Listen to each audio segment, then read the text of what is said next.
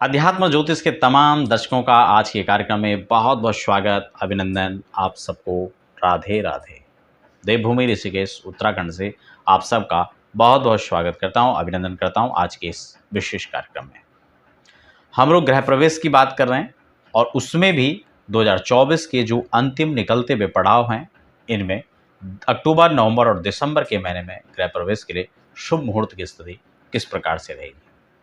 क्योंकि मैंने यहाँ पे क्वेश्चन मार्क किया कई बार, यहाँ पर जो लोग मुहूर्त निकालने के लिए जो सर्विस लेते हैं उन लोगों के में कई लोगों का, क्योंकि ये एक अफवाह जैसी बनी हुई है, कई लोगों के प्रश्न थे कि गुरुजी हमने सुना कि अभी फरवरी तक कोई मुहूर्त ही नहीं है, तो क्या ये है कि फरवरी 2025 से पहले गृह प्रवेश के मुहूर्त नहीं है? इस बात में कितनी सच्चाई है उसको भी मैं आज क्लियर करूंगा। साथ ही गृह प्रवेश से संबंधित कुछ विशेष नियम भी यहाँ पर बताने वाला हूँ। और हाँ, कुछ लोग इस भ्रम में रहते हैं कि YouTube पर आपको गृह प्रवेश का सही मुहूर्त, सही समय आपको मिल पाता है या नहीं, उसको भी मैं क्लियर करूंगा। क्योंकि आपके थंबनेल में ही बहुत सारे लोगों को आपने देखे होंगे कि डेट और टाइम, तो वो कैसे डेट और टाइम होता है मैं उसको भी यहाँ पर थोड़ा सा चर्चा में लूँगा। नए दर्शक हैं तो पहली बार विजिट कर रहे हैं चैनल पर, तो चैनल को सब्सक्राइब करके बेल आइकन जरूर प्रेस कर लीजिए। क्योंकि यहाँ अध्यात्म हो, ज्योतिष हो, मुहूर्त हो या फिर रत्न रुद्राक्ष वास्तु, मैं हर प्रकार की जानकारी आपको बड़े संवेदनशील तरीके से, बड़े विश्वास और बड़े निष्ठा के साथ आपको देने का प्रयास करता हूँ, ताकि आप सब लोग उसका लाभ ले सकें। तो सबसे पहले तो जो ये प्रश्न है कि क्या फरवरी से पहले मुहूर्त नहीं है, कुछ लोगों का फिर प्रश्न ये भी रहता है कि होली आएगा तो दीपावली, और होली में अगर देखा जाए तो गृह प्रवेश के बाद पहला पर्व होली नहीं आना चाहिए बल्कि दीपावली आना चाहिए। हालांकि इस विषय को लेकर मैं एक अलग से कार्यक्रम में पहले भी चर्चा कर चुका हूँ। भूमि पूजन हो या गृह प्रवेश हो, 12 महीने में किस प्रकार का मुहूर्त के कैसा रहता है, यानी 12 महीने के अंदर गृह प्रवेश और गृह आरंभ, इसके लिए मैं अलग से एक प्लेलिस्ट मैंने बनाया हुआ है, आप उसमें जा सकते हैं, उसको देख सकते हैं। कार्यक्रम देखने के बाद 12 महीने के अंदर मैंने गृह प्रवेश का फल बताया। खैर, आज विस्तार से हम ज़्यादा चर्चा वहाँ पर नहीं करेंगे, हमारा मुख्य उद्देश्य आपको इन मुहूर्तों की जानकारी रहेगी। सबसे पहले हम बात करेंगे उन लोगों के विषय में जब आप ये सोचते हैं कि आपको डेट और टाइम, आपको मुहूर्त दिया गया। सबसे पहले बहुत ही, आज इस कार्यक्रम को अगर बीच में वीडियो स्क्रिप्ट करेंगे तो शायद आप वो जानकारी से वंचित रह जाएंगे जो मैं आपको आज देना चाह रहा हूँ। मुहूर्त जो होता है वो सिर्फ 2 घटी का होता है। अब घटी क्योंकि ज्योतिष का शब्द है तो आपको समझ नहीं आ रहा होगा, मैं आपको स्पष्ट कर देता हूँ, थोड़ा सरल करके बता देता हूँ। 24 मिनट का एक घटी होता है, आप समझ गए? 24 मिनट का एक घटी, यानी 2 घटियों का मुहूर्त, यानी 48 मिनट का मुहूर्त बनता है। और ये मुहूर्त शब्द भी ज्योतिष का ही है, समझ रहे हैं? और घटी भी, घटी पल आपने शायद सुना भी होगा, खासकर जो हस्तलिखित जन्म पत्रियां होती है उसमें लिखा भी होता है। तो यहाँ पर 48 मिनट का मुहूर्त होता है। जबकि आप ये कैसे सोच लेते हैं कि अगर हमें ये पता लग गया कि 2 तारीख को मुहूर्त है या 5 तारीख को मुहूर्त है, तो यानी हम खुश हो जाते हैं, हमें पता लग गया कि 2 तारीख का मुहूर्त है। उसमें खुश होने की बात नहीं है। मुहूर्त शब्द का मतलब होता है 2 घटी, यानी जो 48 मिनट का जो समय है वो मुहूर्त है। उसके बाद होता है लग्न। ये सब ज्योतिष की बातें हैं। लग्न का मतलब होता है कि 2 घंटे का लगभग एक लग्न होता है। लगभग शब्द मैं इसलिए कह रहा हूं क्योंकि थोड़ा सा कम भी और कभी थोड़ा सा ज़्यादा भी होता है, तो लगभग 2 घंटे का होता है। और उसके बीच में भी भ्रांतियां कई बार व्याप्त होती हैं कि हाँ जी राहु काल है। मान लो कि वही लग्न है, अच्छा है, और उसी में राहु काल भी है, तब आप राहु काल पर विश्वास करेंगे या लग्न पर? तो खैर ये आपके अपने विवेक का मामला है। क्योंकि अगर हमें राहु काल के अलावा अतिरिक्त कुछ पता ही नहीं है तो फिर तो हमारे लिए राहु काल बड़ा हो गया। लेकिन अगर आप किसी से परामर्श कर रहे हैं और किसी अच्छे ज्योतिर्विद से आप उस लगन साधन की बात कर रहे हैं तो वो लगन स्पष्ट हो गया, लगन प्रधान है। खैर ये विषय बड़े लंबे हैं और इस पर थोड़ा समय ज़्यादा लग सकता है समझने के लिए, तो हम यहाँ पर डेट वाइज भी चर्चा करेंगे और ये महत्वपूर्ण था इसलिए मैं इसको चर्चा में शुरुआत में ही ले लिया। कोई भी डेट हो तो उसमें मुहूर्त जो एक विशेष समय को कहा जाता है। और सर्वे दोषा विनिश्यन्ति लग्न शुद्धिर यदा भवेत्, ये सूक्त ये कहती है कि अगर लगन का शोधन आपने कर लिया तो आप किसी भी दिन तात्कालिक मुहूर्त निकालकर काम कर सकते हैं। ये सबसे महत्वपूर्ण फॉर्मूला है मुहूर्त के लिए। हालांकि जब मुहूर्त कैसे निकालते हैं वाली वीडियो में मैंने सारी चीज़ें स्पष्ट की हैं बहुत विस्तार से, अगर आप इंटरेस्टेड है उसको देख सकते हैं, उसमें थोड़ा विस्तार है, प्लेलिस्ट में जाकर देख सकते हैं।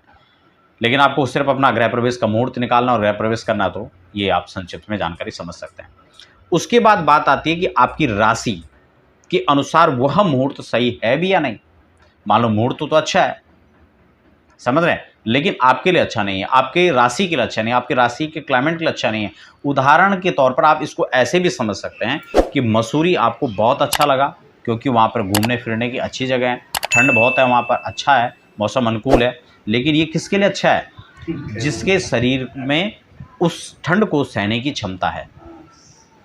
और किसी को स्वास्थ्य की दिक्कत है, उसको ऑक्सीजन की दिक्कत है, या उसको खांसी दमा की समस्या है, तो उसके लिए वही अभिशाप बन जाएगा। या केदारनाथ का मौसम जहाँ पर ऑक्सीजन कम हो जाता है। तो यानी मेरा कहने का मतलब सिर्फ ये है, उदाहरण मैं आपको ये दे रहा था लौकिक, मेरा कहने का मतलब है कि अगर उस व्यक्ति के लिए पर्टिकुलर ही वो डेट अच्छी नहीं है तो वो अच्छा होने पर भी बेकार है। आप समझ रहे हैं? वो अच्छे होने पर भी बेकार है। बहुत अच्छा संगीत बज रहा है लेकिन वो बह रहा है तो उसके लिए तो काम का ही नहीं होगा। इसलिए उस व्यक्ति के लिए उस राशि के अनुसार वह मुहूर्त कैसे अच्छा है या नहीं, उसके लिए राशि से चंद्रमा देखा जाता है, क्योंकि राशि चंद्रमा से बनता है और चंद्रमा से ही हम इसका विचार करते हैं। और चंद्रमा खासकर गोचर के चंद्रमा उस दिन 4, 8 और 12वें स्थान पर नहीं होना चाहिए। कुछ लोग छठे चंद्रमा को भी अवॉइड कर लेते हैं, लेकिन 4, 8, 12 तो नहीं होना चाहिए। लॉस को दर्शाता है, दुख अशांति को दर्शाता है, तो इन चीज़ों को ध्यान में रखना चाहिए। अच्छे लग्न का चयन और अच्छे चंद्रमा का चयन, ये 2 चीज़ें हैं। अब हम बात करेंगे सीधा मुहूर्त पर, विषय थोड़ा लंबा हो गया। अब हम ये समझ लेते हैं कि अक्टूबर, नवंबर और दिसंबर के अंदर कौन कौन से मुहूर्त बनेंगे। कुछ लोग कह रहे थे कि अक्टूबर में मुहूर्त नहीं है, उसके बाद यहाँ पर जो है गुरु अस्त हो रहा है, तो ऐसी कोई भी स्थिति नहीं है कि अभी गुरु अस्त हो रहा है। अक्टूबर के महीने अगर आप गृह प्रवेश करना चाह रहे हैं तो 21 अक्टूबर का यहाँ पर मुहूर्त है जब आप गृह प्रवेश कर सकते हैं। 28 अक्टूबर कार्तिक कृष्ण पक्ष रहेगा, ये दीपावली से पहले भी पड़ रहा है। अगर ये भ्रांति आपके मन में थी कि दीपावली पहले या होली पहले, तो ये आपका मुहूर्त यहाँ पर आपके लिए सही है। दूसरा मुहूर्त है यहाँ पर 21 के बाद 23 अक्टूबर, जो कि कार्तिक कृष्ण सप्तमी को पड़ रहा है, बुधवार पुनर्वसु का संयोग रहेगा, इस दिन भी आप कर सकते हैं। तीसरा महत्वपूर्ण जो अक्टूबर के महीने में मुहूर्त रहेगा वो है 24 अक्टूबर, जो कार्तिक कृष्ण पक्ष अष्टमी गुरुवार पुष्य के अंदर पड़ रहा है। एक अच्छा मुहूर्त आपके लिए ऑप्शन हो सकता है। अक्टूबर यहाँ पर निकल गया है, उसके बाद नवंबर की हम बात कर लेते हैं। अगर नवंबर माह में आप गृह प्रवेश करने को तैयार हैं, उसकी मुहूर्त की जानकारी आप ले रहे हैं, तो 2 नवंबर कार्तिक शुक्ल और प्रतिपदा के दिन आप मुहूर्त कर सकते हैं। यहाँ पर बीच में एक बात मैं और कहना चाहूँगा, कई लोग, जैसे कि मैं बीच में मैंने प्रारंभिक में यह टच भी किया था कि डेट और टाइम कैसे हम लोग उसको निकाल सकते हैं। मान लो कि आप इस वीडियो को जो है मुंबई में देख रहे हैं, तो क्या आपके लिए और क्या उत्तराखंड, मैं यहाँ पर उत्तराखंड में बैठा हूँ ऋषिकेश में, और इस समय आपको जानकारी दे रहा हूँ, और मैं ये जानकारी आपको मान लो ऋषिकेश के लग्न के अनुसार दे रहा हूँ, ऋषिकेश के सूर्योदय के अनुसार दे रहा हूँ, तो ये मुंबई में कैसे बिल्कुल वही समय होगा, क्योंकि वहाँ तो समय का अंतर पड़ जाएगा। और मान लो कि आप अमेरिका में बैठ के देख रहे हैं, या दुबई में बैठ के देख रहे हैं, या किसी अन्य देश में देख रहे हैं, तो उस समय का तो बहुत बड़ा परिवर्तन हो जाएगा। हो सकता है कि उस समय वो लग्न ही खत्म हो चुका हो। इसलिए टाइम आप अपने यहाँ के सूर्योदय के अनुसार ही आपको निश्चित करना होगा कि वो उस समय कौन सा लग्न रहेगा। ठीक है ना, इस बात को समझ लें, इस भ्रम में बिल्कुल ना रहें कि आपको यूट्यूब के माध्यम से जो जानकारी मिल रही है कि डेट और टाइम, तो आपको टाइम भी मिल गया है, ये बिल्कुल भी दिमाग से निकाल लें। नवंबर के महीने में 2 नवंबर का मुहूर्त है, यहाँ पर शनिवार भी है, कई लोग शनिवार को लेकर परहेज करेंगे, तो ऐसा नहीं है, आप यहाँ पर कर सकते हैं। उसके बाद 4 नवंबर का मुहूर्त यहाँ पर है, जो कि कार्तिक शुक्ल पक्ष तृतीया में पड़ रहा है। और 6 नवंबर उसके बाद मुहूर्त है, कार्तिक शुक्ल पंचमी बुधवार को पड़ रहा है, अच्छा समय है। 7 नवंबर को कार्तिक शुक्ल षष्ठी गुरुवार उत्तराषाढ़ा, बहुत ही अच्छा संयोग है गुरु उत्तराषाढ़ा का। 8 नवंबर कार्तिक शुक्ल सप्तमी शुक्रवार और श्रवण का अच्छा संयोग है। 9 नवंबर को भी यहाँ पर अच्छा मुहूर्त है। 13 नवंबर को कार्तिक शुक्ल द्वादशी बुधवार अश्विनी नक्षत्र, यह भी अच्छा मुहूर्त है। 14 नवंबर को भी अच्छा मुहूर्त है, गुरु अश्विनी का संयोग है। उसके बाद 17 नवंबर, यानी नवंबर के अंदर बहुत सारी डेट यहाँ पर दिख रही हैं। 17 नवंबर पंचांग स्पष्ट कर रहा है। उसके बाद 20 नवंबर, फिर 21 नवंबर, फिर 25 नवंबर और फिर 27 नवंबर 2024 यहाँ पर ये मुहूर्त बने हुए हैं। तो यानी काफ़ी सारे मुहूर्त यहाँ पर जो है नवंबर के अंदर भी दिख रहे हैं।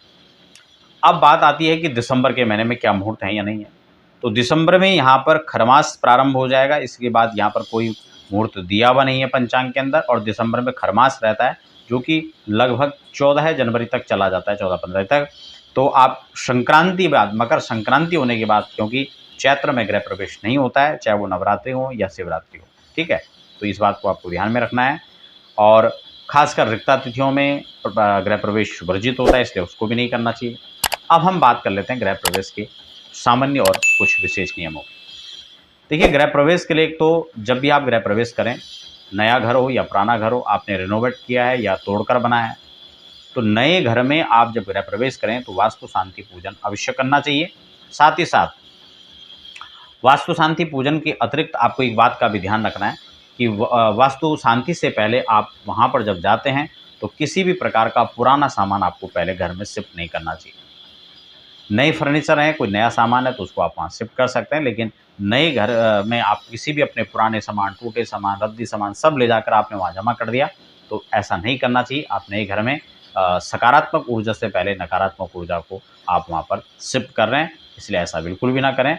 जो भी सामान आपको शिफ्टिंग करनी है वो आप पूजा पाठ के बाद ही करें, और उसको हो सके तो किसी भी टूटे फूटे सामान को तो वहाँ पर आप अवॉइड करें, उसको विसर्जन कर दें, किसी को दे दें। कुछ सामान ऐसे हैं कि आपकी यूज़ में आता ही नहीं है, लेकिन फिर भी आप रखे थे, तो उनको भी आप किसी को जिनको आवश्यकता है उनको आप ये दे सकते हैं, उनके भी काम आएगा और आपका भी ये जो कचरा है वो खत्म हो जाएगा। इसके अतिरिक्त आप भारतवर्ष के अंदर कहीं भी रहते हैं और आप वास्तु शांति करवाना चाहते हैं तो उसके लिए आप हमारे संस्थान में संपर्क कर सकते हैं।